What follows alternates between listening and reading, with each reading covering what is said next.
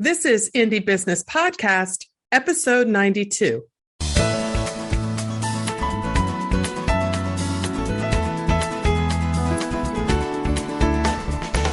Hello and welcome to this episode of the Indie Business Podcast. I am your host, entrepreneur, mentor, and coach Donna Maria, the founder and CEO of the Indie Business Network. My goal is to help you build a solid business foundation, increase your income, and use your business to create the life you love. In this episode, I interview Lauren Vanscoy of Essence One in Minneapolis, Minnesota. Lauren turned to aromatherapy after feeling anxious and depressed following the birth of her children. After being diagnosed by a health professional with major depression manifesting as anxiety, she was prescribed medication, but her doctor suggested that she explore complementary alternatives, including essential oils. Lauren took this idea and ran with it, eventually becoming a certified aromatherapist and making her own blends. When her friends started asking her to make blends for them, the old entrepreneurial itch started to get scratched, and Essence One was born.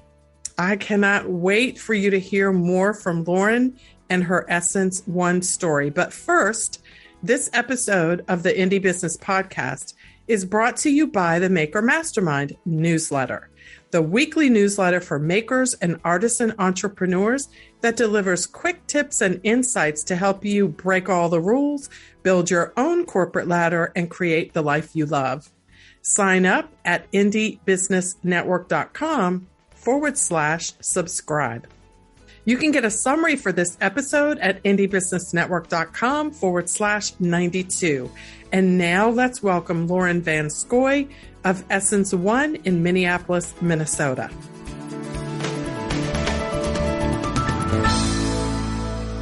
Well, Lauren Vanscoy of Essence One in Minneapolis, Minnesota. Welcome to Indie Business Podcast. Thank you for having me. Now, Lauren, I'm so excited about having you on the show for so many reasons, but I'll just pick one and dive into that, and that is that you seem to be a lover of aromatherapy. I am, yes. Well, I'm going to start with that. Tell us the aromatherapy story that led to your business, or maybe the business led to aromatherapy. I don't know which, but I'd love to hear a little bit about that. That sounds great. Yeah, aromatherapy hasn't always been part of my life, but about in 2015, 16, after the birth of my second child, I started turning to aromatherapy actually after having some struggles with anxiety and depression. So after kids, you look for the postpartum stage, which I was fine, and then about a year after having my second child, I started experiencing just some really major anxiety that I hadn't ever experienced before, which it was pretty much social anxiety. So, being able to have a conversation with one person was difficult when I used to be a more social, I loved social gatherings. My calendar was always filled with activities, and it just kind of all of a sudden I started to find that my anxiety was debilitating to the point of just always wanting to, be at home. Even my closest friends, it was uncomfortable just to kind of be around most people, and I couldn't figure out why. And so some of my friends actually suggested that I go see a therapist and see, what's going on. And so quickly I was diagnosed with major depression manifesting as anxiety. And it was kind of just, I had been, so active and didn't really realize that maybe I wasn't getting enough sleep or I wasn't taking care of myself. And just one day it kind of just cracked. And so that was the explanation behind the sudden social anxiety and, uncomfortable feelings that I knew I knew I didn't need to feel that. I knew, looking at Facebook and seeing people's happy lives wasn't, the reality of everything, but it was definitely something that would affect me. And I had to explore all the different options. So my doctor prescribed medication, but also had said, if there's other things that can help complement the medication, or lifestyle changes like eating better and exercising and only 1 cup of coffee a day, which was absurd at the time, but now that's what I stick to. And so she just recommended, I was already looking kind of into essential oils and herbs, and she suggested that I explore that a little bit more, knowing that it was something, scent has always been something that I've identified with and loved. And so aromatherapy was one of the lifestyle changes that, just complementing everybody has a different combination of things that can help them through these things. So it's not to say one thing can cure your anxiety, but it was just something that it would make me feel a little bit more uplifted. It would calm me down if I, smelled certain essential oils. So I was interested in finding out the science behind it, which I got my certification then in aromatherapy, and just wanted to teach people how to make their own natural products, how to use aromatherapy. And in that, people started saying, I love these products. I just don't have time to make them. Can you make them for me and I'll pay you? So that's how Essence One got started. I love it. And so can you tell us where you got your certification? Yes. So AromaHead is where I got certified. AromaHead Institute. It's all, it's an online program. I think it started in person in Florida. And yes, then it did. Okay. Yeah. So that Andrea is, the instructor and owner, and it was just a great program to do at my own pace. I had a day job at the time. So okay. And how long did it take you to finish the whole thing? For me, it was 1 year. And it is a really good course. Oh, I love it. Yeah. I'm taking it as well to get recertified. I have a certification as well, but I'm taking it's old. So things have changed a lot over the years. So I'm getting recertified through the same course. So that's super exciting. So take us back to that time, like when you first started to feel this, you connected it to the childbirth. Is that sort of the time that you noticed it? Yeah. Yes, about a year after, but I don't necessarily think it was all, it was, I was very busy. I didn't take time, for myself to de-stress. I was either at work, or I was socializing, or I was at home, taking care of kids and cleaning the house and all of those daily things. So for me, I actually think one part of it was just kind of overbooking myself and not actually finding things that help me relax. So what did you do? Like you started using some of the things that, your therapist and friends and so forth had suggested, and one was aromatherapy. So like, was there a certain blend that you created that you found helped you the most? Or how did you actually start, in addition to the therapy and things, how did you actually start using what you were making to help yourself feel better? Well, one thing, that you learn in the aromatherapy courses are the different components within each essential oil. So as I was learning, I could understand what essential oils had a calming component to them. And everyone, lavender is always the go-to and the most popular one. I'm not a huge lavender lover, so I could find, other things, even realizing that simple, bedtime blend of lavender and orange is helpful, because orange, is immune support, but also combining those two, calming you down, making you sleep, is also, like, the sleep is also helpful for your immune system.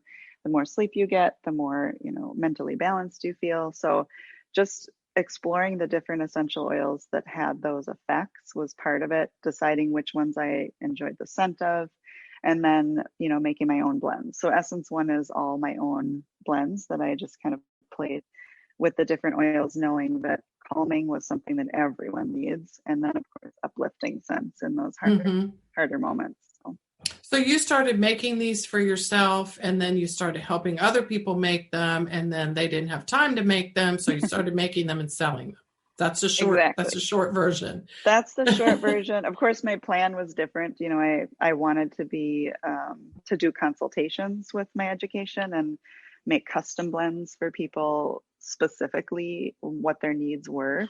And then, the retail side just kind of took over, and seeing, okay, I can make these things with these intentions and see how they fit into people's lives, and see that, oh, this is helping them feel better. And I knew when I started Essence One, I wanted the mental health piece to always be at the forefront, so that we were breaking the stigma behind talking about it, that I was telling my story.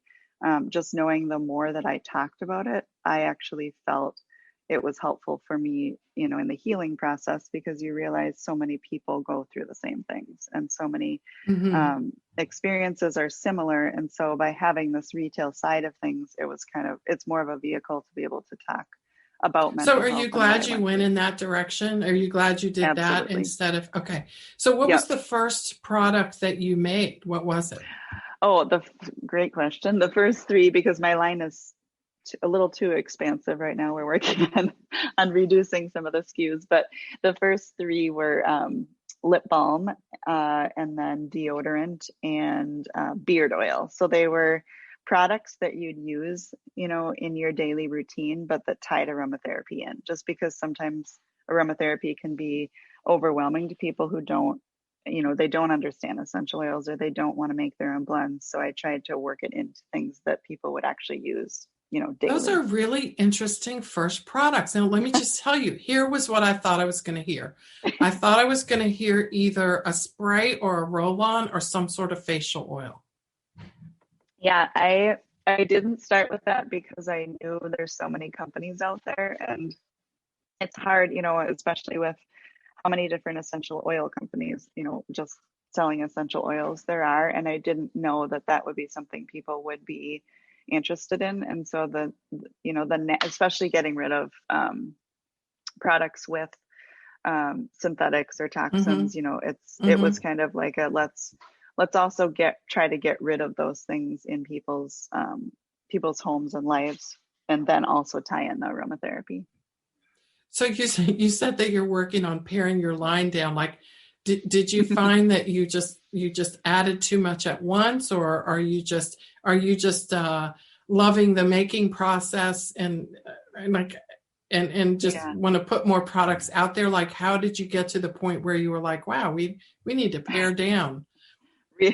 Realizing the value in my current inventory was when I thought, okay, I have way too many different bottle shapes and ingredients and essential oils, and formulating is my favorite part of it. But now that I can't make everything on my own anymore, and I have staff people, and being able to educate them and have their assistance also makes you realize I have a lot of products. And part of it was because I loved formulating, and part of it was because our customers were asking for different products. So I would say, oh sure, let me get that together for you.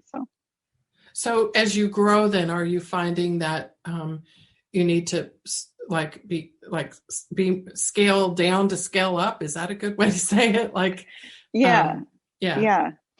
I think that's part of it. And I've had some business analysis look at things, and that's always kind of their first thing is you don't want to have a line, that's too big. If you find your specialties and the products that sell the most, and realizing I don't need to keep this product if I only sell 20 of it in a year. That's really not a product that's necessary. And so what is your best-selling product? Like, I'm at your website now, and I have to tell you, I just want to buy everything.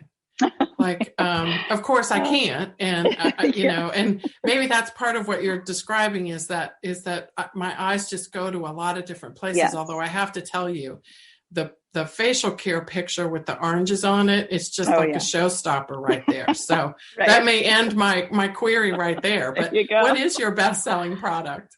Well, our best-selling product is our shower steamers, actually. Oh, wow. And they're basically, aromatherapy for your shower, but we use herbs. So I am studying herbalism as well. So I've tied a little bit of the herbs into things as well. But our shower steamers are our most popular product. Of course, they're one of the most labor-intensive products that we have too. So it's a love-hate, bittersweet kind of thing. And also anything in our Morning Calm scent. So the Morning Calm is our top selling scent, and kind of what I discovered was people liked it so much that, they'd smell it in a lotion and then hop online and buy 6 other products in the morning calm scent. So those are the two Ooh, things. isn't that nice when you stumble across a Yes. scent that can like be infused into almost anything?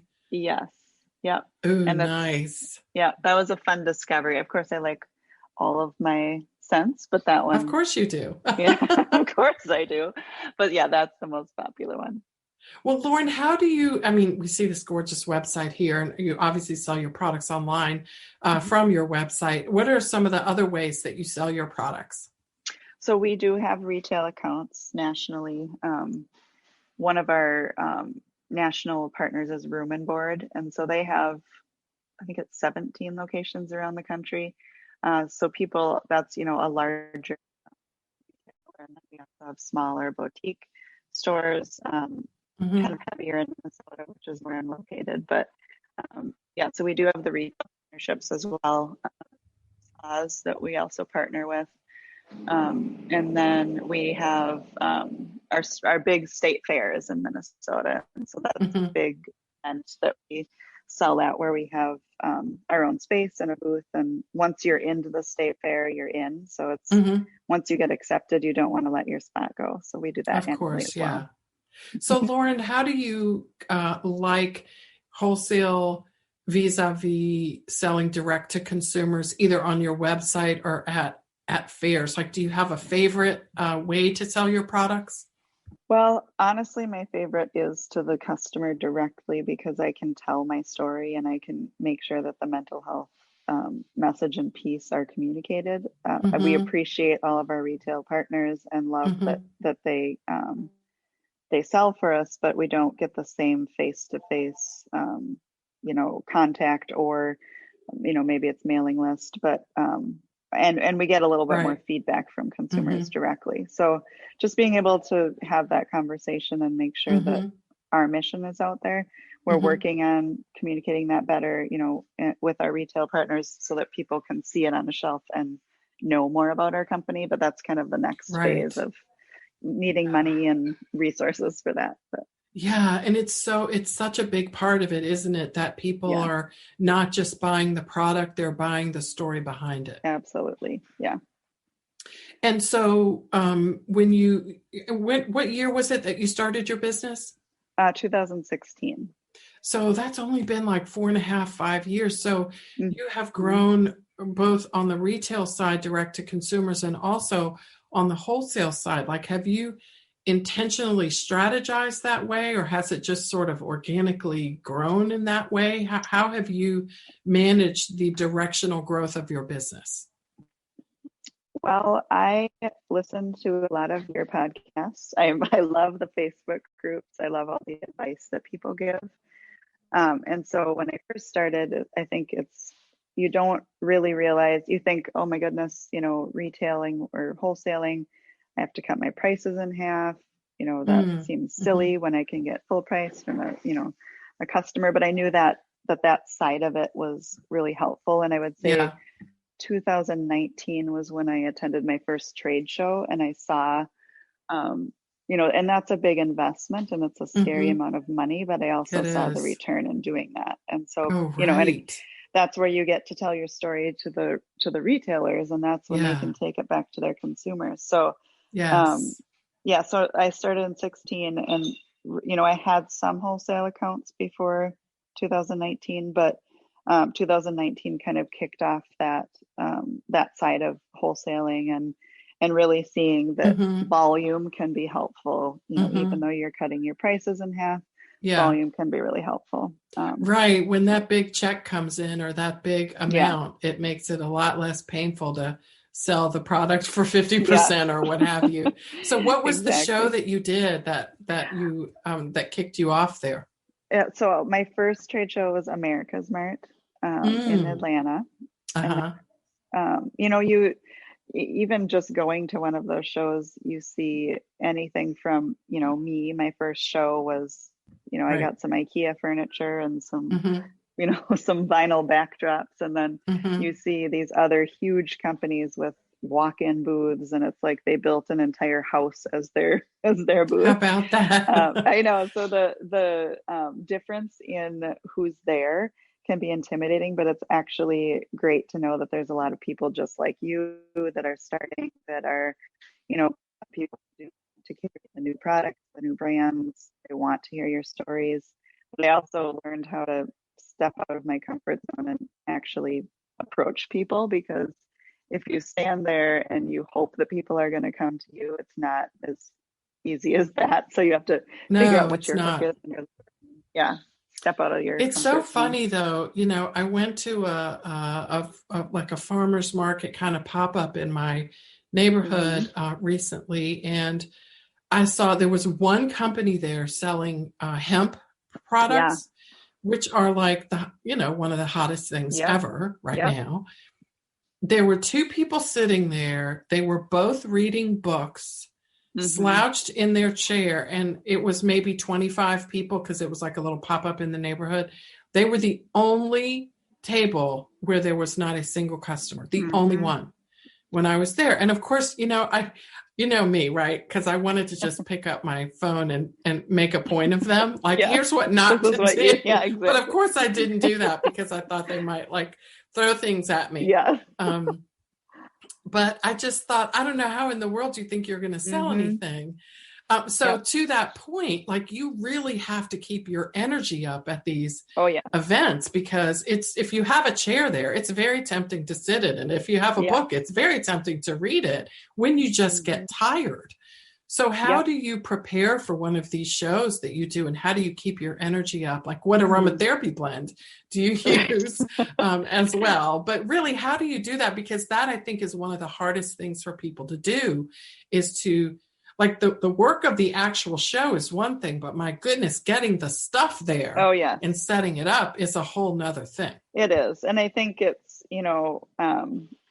you can do it in a less expensive way. So my first time I flew with all my product in suitcases, I did bring someone with me. I brought someone who was a little more high energy than I am, knowing that I would need a break, or it would be That was worth the smart. investment. Yes.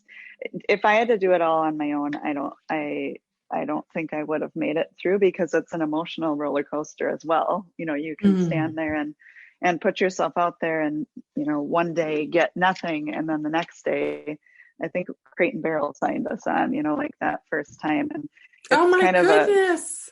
yeah, but leading up to that, you think, oh goodness, I've invested so much money, I've invested so much time.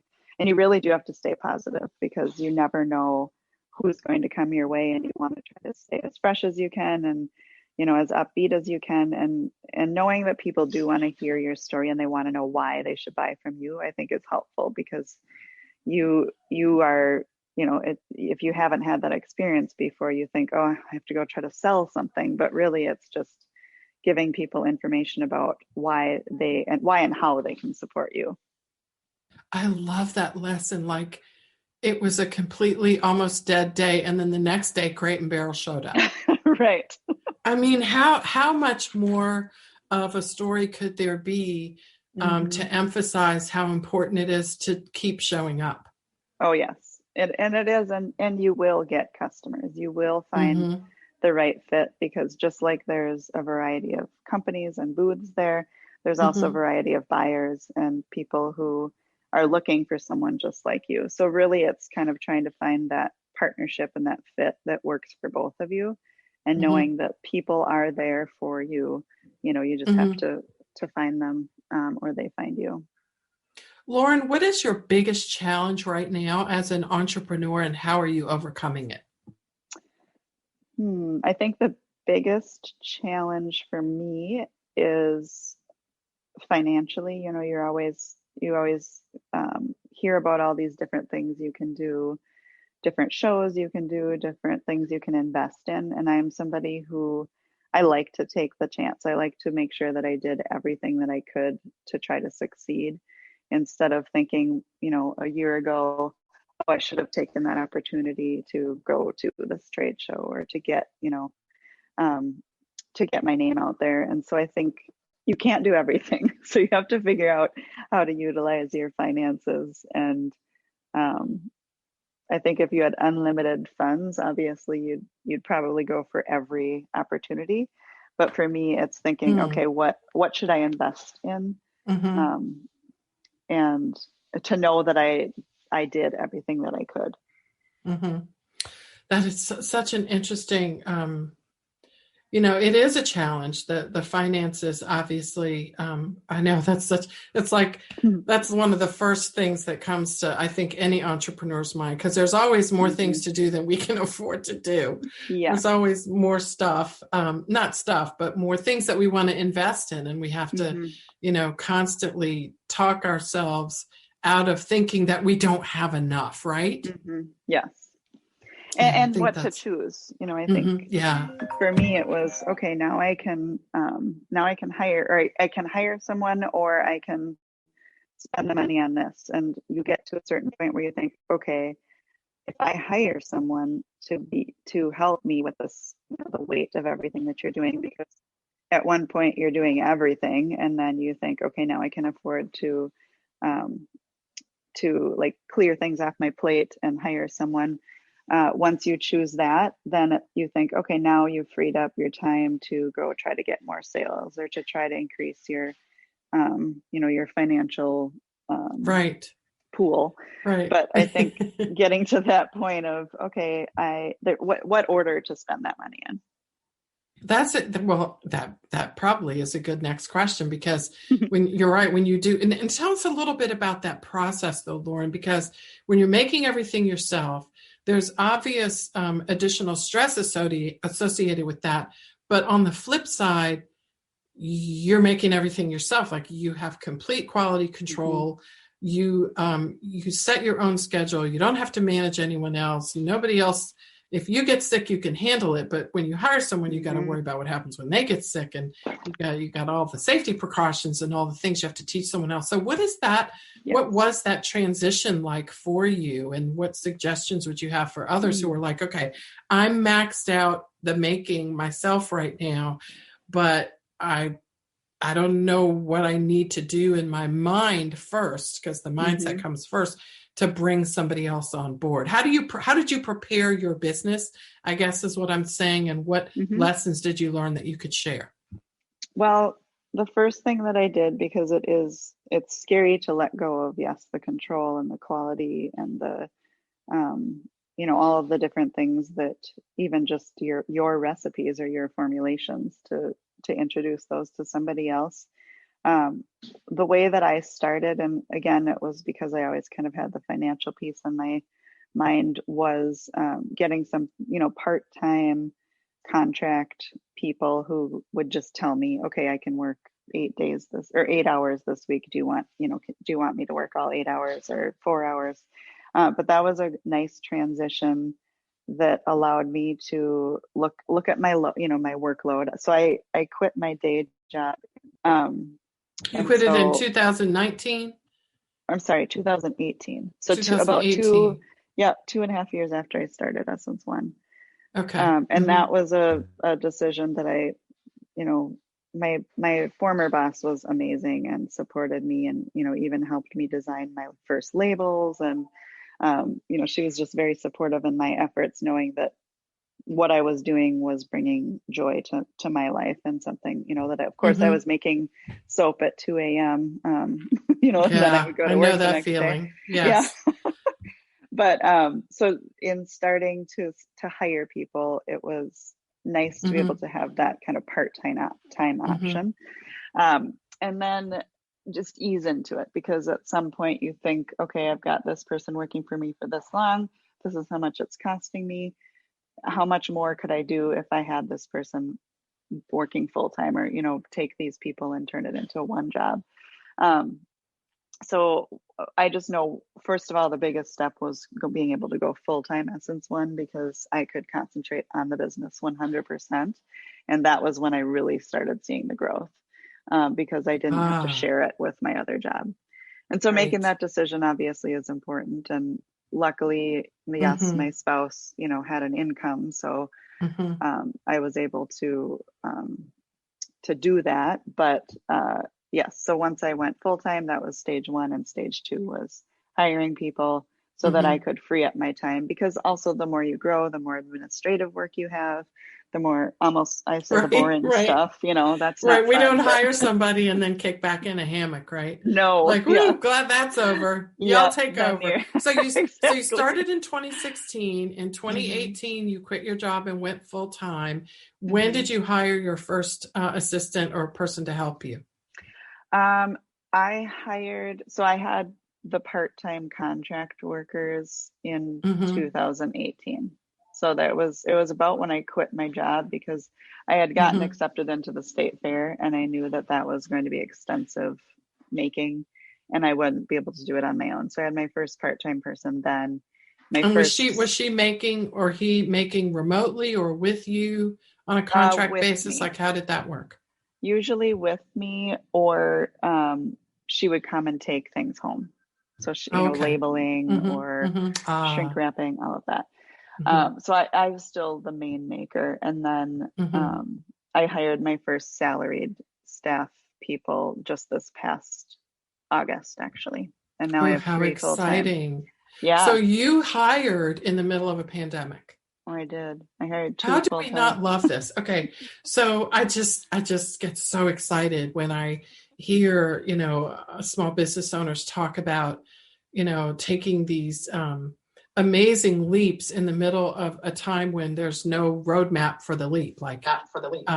Brilliant. So when you hired your first salaried person, like, did you hire somebody to help you do that? Or do you use a payroll service? Like, how did that come to be? Yes. So I started as an internship so that I could kind of practice handing off some of the more major things. So, administrative, organizational. I didn't pack all the orders anymore. She could help do that. So we started it that way. And then once I realized, okay, I can, 1, financially support this, and 2, it's been clear that I can accomplish more because I have someone to help me. So that's when I hired the first full-time person. Great. And so do you use like a payroll service for her, or do you do everything yourself? How do you manage that? Yep. So once I hired her, I also hired another person 2 months later, and now we're on our 3rd. So I did, at that point, I was paying by PayPal and Venmo, I think, and now we're on a payroll service called Gusto.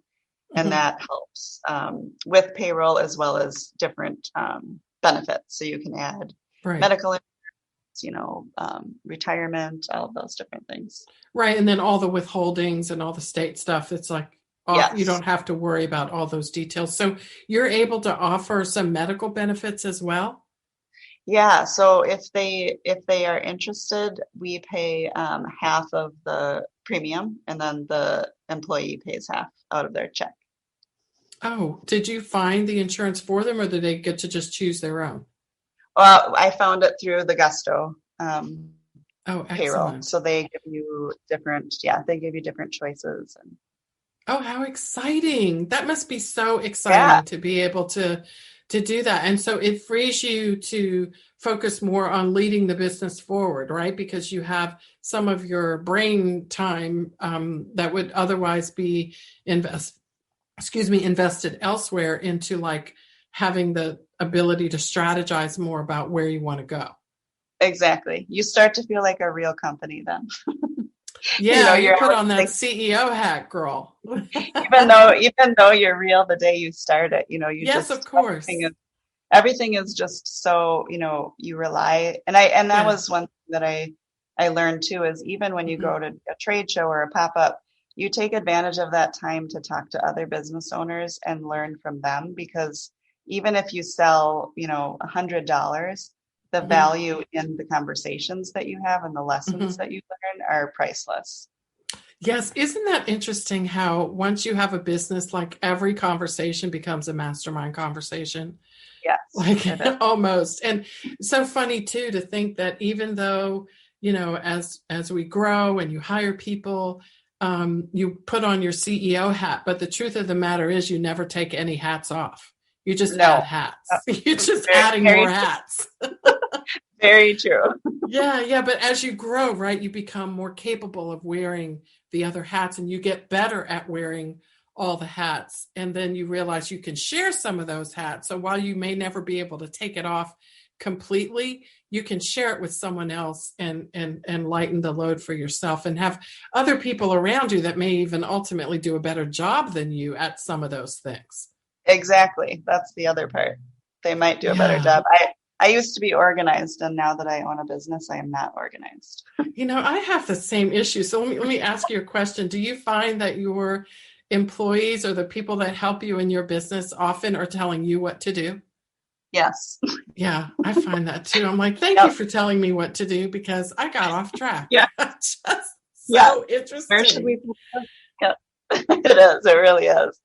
Yeah. So what among your products is the best selling product, as in, like, you're not going to be, these will not be on the cutting room floor when you take your scalpel out in a little bit to scale back the line. What are your favorite, your best selling products, Lauren? So the shower steamers are top seller. The other ones, more specifically because of the pandemic, was the hand spray, the purifying hand spray. Yes. And then the mask refresher spray. So those were both products that our customers basically requested that we do. And it paid off, because those carried us through, so much. But I also found that people were so interested in self-care for themselves, but also just gifting to other people. And so gifting was huge for us. It's just so fun to give these types of products to your friends. It's such a caring gesture. It really is. Yeah. And, I love your branding. I love your labels. Like, did you design these? They're beautiful. Thank you. I know I had somebody else design them. I'm not a designer, but we found a good niche. This was this was a rebrand, my first rebrand. So my initial brand looked different, but I rebranded after 2 years, I believe it was. So right around the time that you were quitting your job? Yep, just before. Yep. Wow. I bet you needed some aromatherapy back then, right? Because you had a job, you were quitting your job, you were rebranding the business, the brand that you had, you were doing your first show, you were hiring your first employee. So, good for you that you discovered aromatherapy, right? Because absolutely. Yeah. So I bet you go back as the leader of your business, you probably go back to using the basics of aromatherapy to help yourself continue to thrive and stay healthy, right? Yes. And we also so we still do hand make everything, just in higher quantities now, but we all get the therapy just in being in our studio space and smelling it all day. Yeah. But I was going to ask you about that too. Do you plan to continue, as far as you know, to make everything in-house? Because obviously as you grow, there are more options available. No, I think we will always hand make a good portion of it, but there's definitely, I've been in a subscription box. So at one point I had to reach out to a manufacturer for that, because we couldn't make 17,000 hand sanitizers in 2 weeks or whatever. So I have explored the options as far as manufacturing go, but there's also a piece that I always want to keep. We know we can do it. It employs people within our company. So I do always want to keep that aspect as part of Essence One. That is so fascinating to me, and also very exciting, because I think that is almost the antithesis of what people think of when they think about capitalism and small business, quote unquote, success in this country. Is that, if you want to make more money, you have to farm it out. Like, if you want to be more, quote unquote, successful, you have to get, you have to be able to make more in a less amount of time. Are you like tempted by that? Because I know we see and we hear that all around us sometimes. Is that just something that it's just not a part of what your story is going to be? Yeah, it really isn't.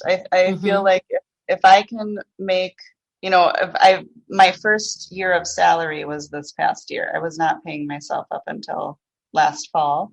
I'm pushing the clap meter. We're giving a clap. Yes. Thank you. Yes.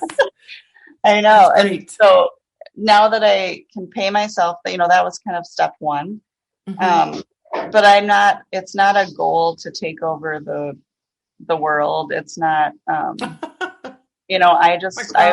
so tired of that mentality. I know. No, it's for me and my employees to feel like, they're making a comfortable living, that we still love what we do. I never want to be bogged down by this, obviously owning a business is stressful, but I think I don't want to set myself up for that, constant stress and how are we going to get bigger and better. And I do think I learned about pricing too. I took some great courses on how to price your products so that you are making a healthy margin. So I took Layla Barker's class, of course. And then also I took How to Make a Living Selling What You Make, which is on Creative Live, I think it is. But it talked through just how to make sure that you're covering all your costs and that you are charging money for what you're doing, because obviously hand making things takes longer and does cost more when it comes to labor, but people will pay for that. And so you just want to make sure they're supported.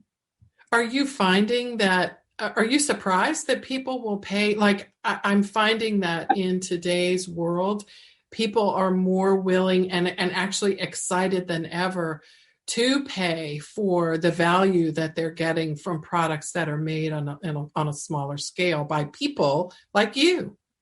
Yes. Yep. And they'll pay for it.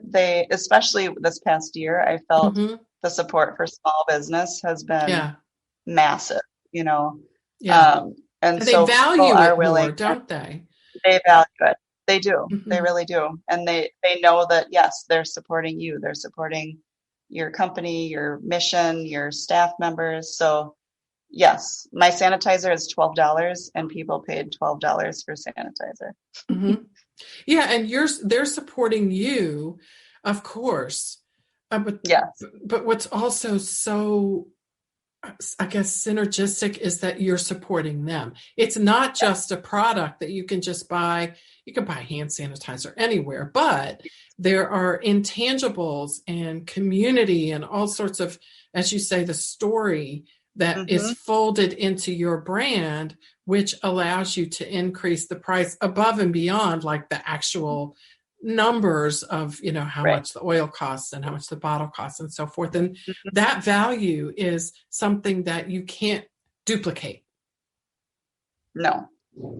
And we do give back. We give back to Bring Change to Mind, which is a national organization, and we sponsor mental health clubs in high schools. And so just that piece too is something that people know that they're giving to, especially I think back to high school, if I knew that talking about my feelings and, that most people were in the same boat would have been helpful back then. I think we would all have different lives. And so just being able to support that too is important to us and other people.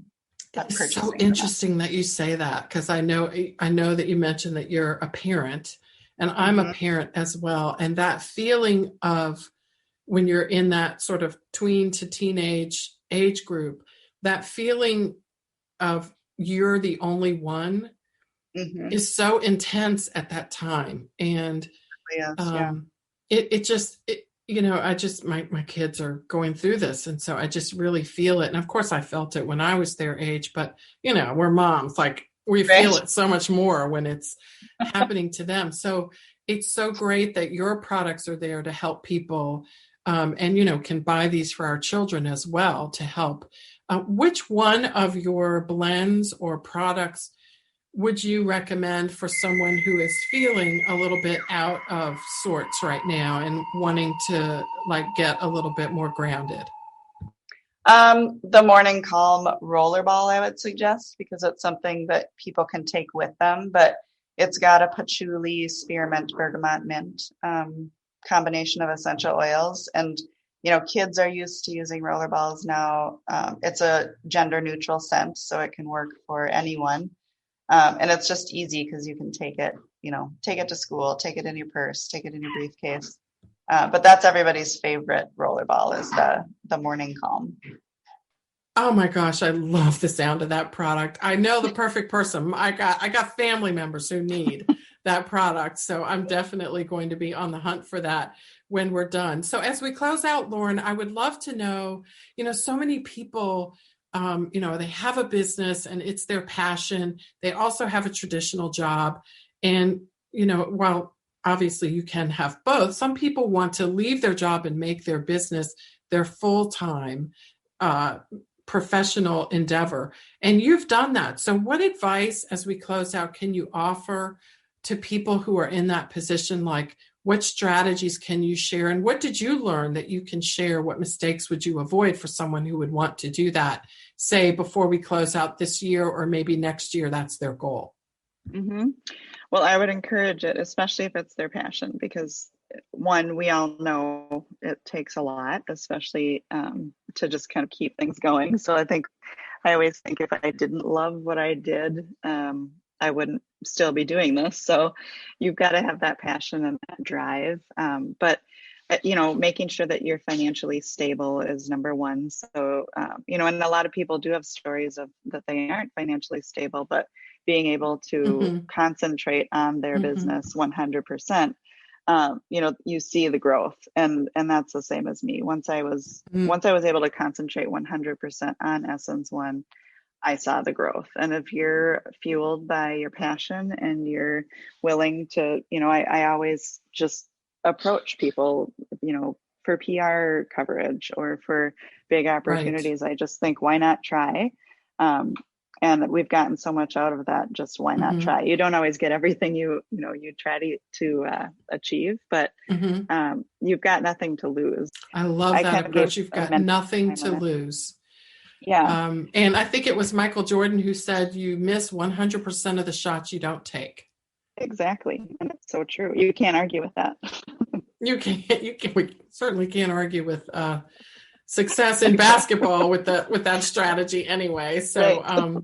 It's a good mindset to have.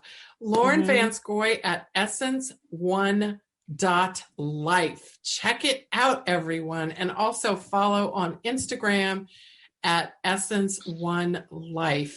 It's a wonderful brand. It's a great story. And, let's go shopping.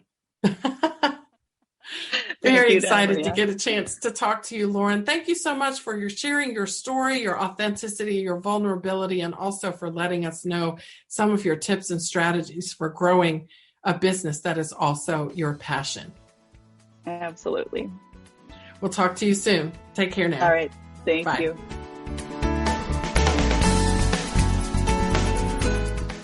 Well, I hope this episode of the Indie Business Podcast left you inspired, motivated, and excited about the future of your small business. Let's quickly review 3 of the most significant insights Lauren and I discussed today. Number 1, transitioning from solopreneur. Lauren shared that one of her biggest challenges has been going from doing everything herself to hiring help. After she quit her job 2.5 years after starting her business, she quickly hired her first part-time contractor. She now has employees whom she actually hired in the middle of the pandemic. Lauren says it's kind of scary to let things go, but doing so freed her to actually lead the business and devote more time to the administrative duties that are so important to effectively leading Essence One. Number 2, Lauren on the value of handmade. Even though she uses outside companies, she says, to make some of her products for larger collaborative projects like subscription boxes and huge runs, she is dedicated to keeping production in-house and handmade. She likes the level of control that she has and also loves employing people in her community. Lauren acknowledges that making products by hand increases costs, but she also shared that people will pay more for the value of a well-made handmade product. And number 3, quitting your job to go full-time in entrepreneurship. As someone who quit her job to turn her passion into a business, Lauren encourages you to go for it. However, she cautions quickly to make sure that you are financially stable as much as possible before doing so. No amount of passion can make up for a missed mortgage payment, right? And Lauren said that financial stability enabled her to focus on her business without additional worry. When she finally quit her job and focused on her business full time, that's when the growth happened. Lauren says, use your passion as fuel and maintain a why not try attitude. Such great advice. Well, if you're listening to this podcast on Apple Podcasts, won't you do me the honor of rating this podcast? It helps me so much to know that you appreciate the amazing people and stories featured on the Indie Business Podcast. You can also share episodes from the blog at indiebusinessnetwork.com to your favorite social media outlets. I will see you on the next episode of the Indie Business Podcast. In the meantime, break all the rules, build your own corporate ladder, and create the life you love.